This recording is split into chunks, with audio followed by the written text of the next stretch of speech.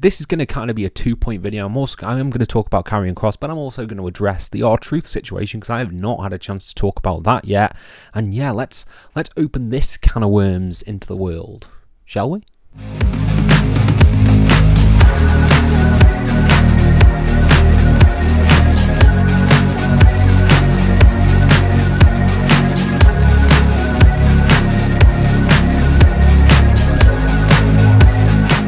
Hello and welcome to FTTR, I am Hugh McQuaid, and today we are talking about Karrion Kross. In particular, we are talking about why are WWE not pushing Karrion Kross, and I have a few theories, a few wild speculations, and I think that the majority of them are dumb, because you look at this guy, you look at how he's built this groundswell of support, he's been getting himself over, doing interviews, doing different skits and stuff like that. Karrion Kross deserves to be pushed in the year of our Lord 2025, and we'll dive into that in just a few moments. But before we do, please hit subscribe, please like this video, please comment your thoughts down below, and I'll try and reply to every single one of them as we dive into this, starting with Karrion Kross's journey in WWE, because Karrion Kross in NXT, when he first started out, was a completely different beast. He was someone that the fans were not behind. We were into our Ring of Honor boys, our indie darlings, the Johnny Gargano, Pete Dunne, Adam Cole, Kyle O'Reilly, Ciampa, Keith Lee, all those guys coming across, and sort of they were our stars of NXT, and then Karrion Kross was planted in there, and unfortunately he just didn't seem to gel too well with the in-ring style that NXT at that time was portraying. They were doing a super indie, they were doing PWG Ring of Honor style matches, and that didn't necessarily fit the mold of Karrion Kross, and I think that was exemplified in the NXT In Your House show when he was placed in that Fatal 5-Way with, I think it was Gargano, Pete Dunne, O'Reilly and Cole. I think that was the 5-way. The graphic will be up on my face. And yeah, you have the infamous Adam Cole promo as well, sort of not burying Karrion Kross, but really talking down Karrion Kross's in-ring ability. And people weren't as behind them as they are now. He came back sort of after the pandemic. He got a huge return, setting up a feud with Roman Reigns of all people.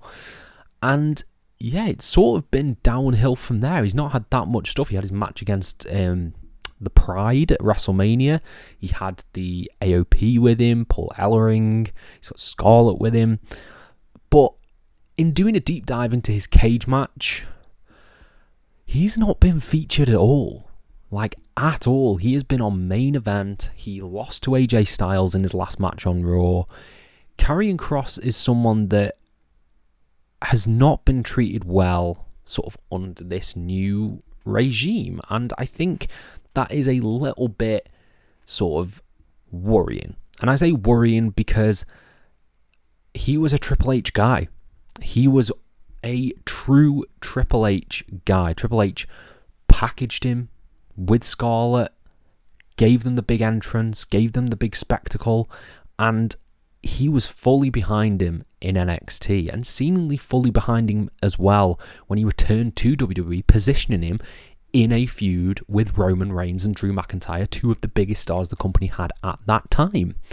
So seeing him relegated to backstage skits, not getting any matches, getting huge reactions when he shows up on the Tron, is just disappointing. Disappointing as someone who has liked seeing this growth in Karrion Kross, liked seeing this sort of manipulator, this someone who's messing with the minds of people. And you know, there's been that theory that he turns people heel, which I think is an interesting theory and would have been nice to have been played up on.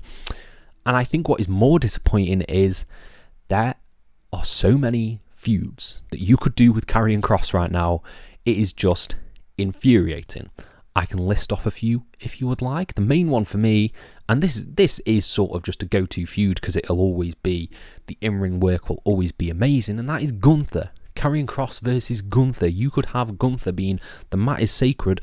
What are you doing with your shenanigans? Get in the ring and prove yourself rather than manipulating people backstage and getting them to sort of do your bidding and sort of manipulate them in that way. Show me who you are in the ring. And you could have a really good series there. You could have Kross mix it up with Sheamus, Miro, build a really big, meaty division right there, and sort of get Karrion Kross that exposure in the ring. And for all the people who say sort of he's a when the bell rings wrestler, have him disprove that by putting him in there with people who have been having banger matches like Sheamus and like Gunther. I think what is disappointing with the Karrion Kross thing is, yes, people do bring the argument of he's a when the bell rings wrestler, but at the same time, your world champions are John Cena and Jey Uso. I don't think when the bell rings matters that much in WWE, because you've got two people who, in my opinion, aren't very good when the bell rings. So why are you not pushing Karrion Kross,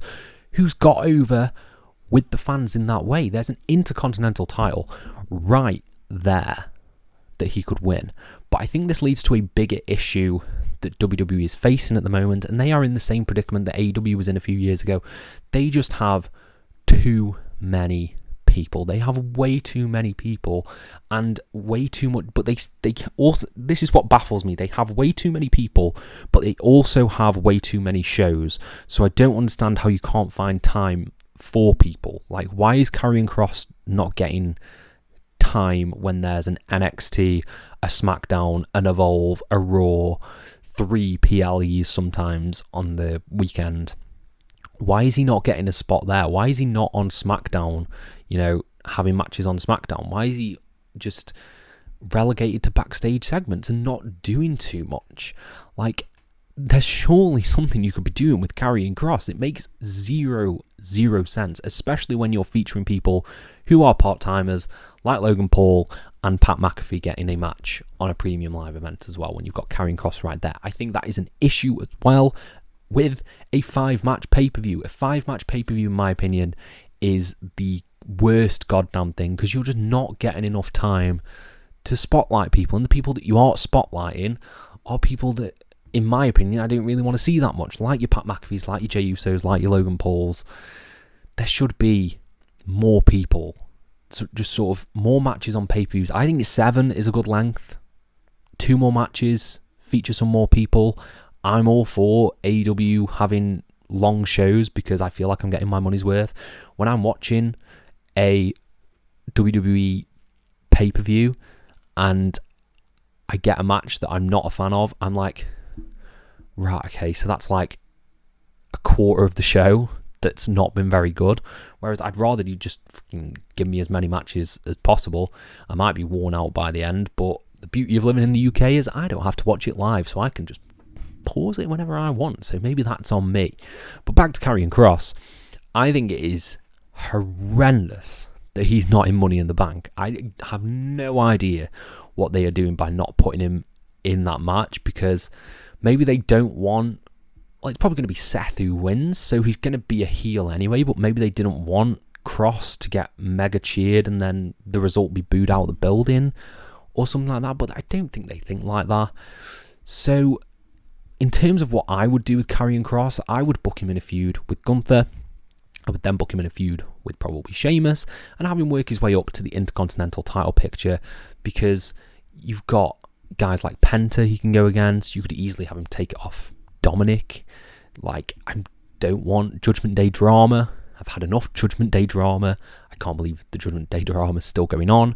So I think Karrion Kross would be an interesting pick for the Intercontinental title. I'd even have him beat Jey Uso for the world title, like, because why not? It seems like we're going the direction that's probably going to end up on Seth. Seth's probably going to have it for ages, and we're going to have this Punk and Rollins feud just extended via the World Championship. So, yeah. As for Karrion Kross, Intercontinental / World title, just put him in there. Put him in there with Gunther. And yeah, in terms of, I didn't even mention this at the top, but yeah, his contract's expiring apparently in summer, which is why this video's here. Why I'm doing this video, because it's why are you not re-signing Karrion Kross right now when there's a groundswell of support behind him? It's really weird. And that leads into me talking about the R-Truth thing. The R-Truth thing is very bizarre. Very, very bizarre, because he was just in a main event with John Cena. He was just there. He was literally just there. And to have him released is weird. And I get his contract was expired, he wasn't technically released, but he phrased it as released, so if that's the case, then I'm going to, quote how he said it. Yeah, why do that? Why not give him a Legends deal? Why not renew his contract? Like, he brings in merch, presumably he's good for the kids as well at live events. He has some fun comedy matches. Yeah, I don't get the R-Truth thing whatsoever, and I will also not get the not pushing Karrion Kross thing either, because yeah, it's weird when I look at WWE. There's so many people that I want to see, like Karrion Kross, like Pete Dunne, Tyler Bate. Like, you've got to make space for all these people. Ilya Dragunov will be coming back soon, so he's another person that you're going to have to slot in somewhere, and that means that people just get relegated. And bringing in Miro, Aleister Black, Ricky Saints potentially making the jump to the main roster as well.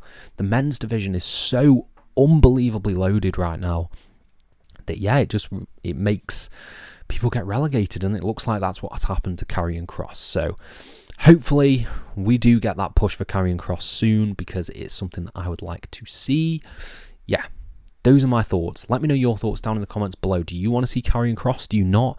Let me know, and I'll try to reply to every single one of them. Thank you all ever so much for your support, and have a nice day.